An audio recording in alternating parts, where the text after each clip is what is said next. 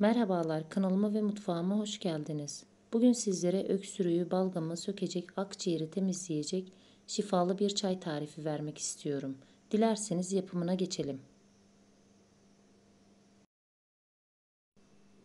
Ben daha önceden cevizin iç perdelerini ayırmıştım. Yani ceviz kırdıkça içindeki perdeyi ayıklayıp saklıyordum bir kavanozun içerisinde.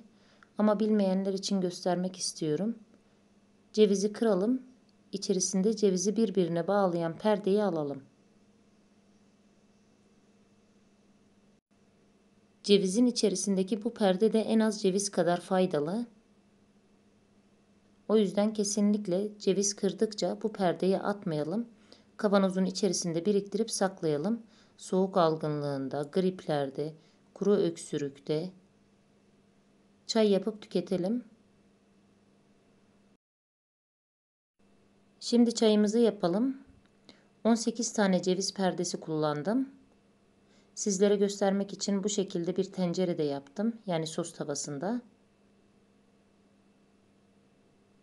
Üzerine 4 su bardağı 200 milimlik su ekleyelim.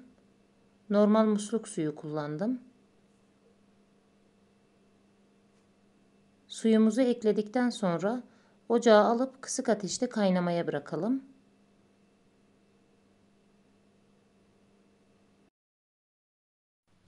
Ceviz kabukları kaynamaya başladıktan sonra 7 dakika boyunca kaynatalım. 7 dakika kaynadıktan sonra ocaktan alıp 5 dakika dinlendirelim. Ben bu çayın çok fazla faydasını gördüm. O yüzden sizlerle de paylaşmak istedim.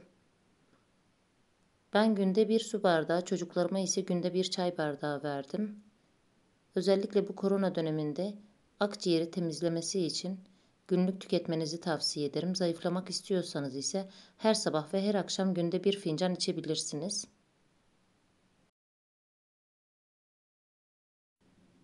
Ve yapımı oldukça çok kolay. Bebeklerde nasıl verebilirsiniz?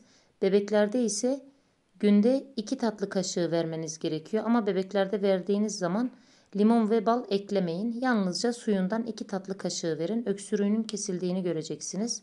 Balgamın da söküldüğünü fark edeceksiniz. Çayımız kaynadıktan sonra 5 dakika dinlendirdim. 5 dakikanın sonunda çaydanlığa süzdüm. İçinde ceviz kabuğunu bırakmayalım.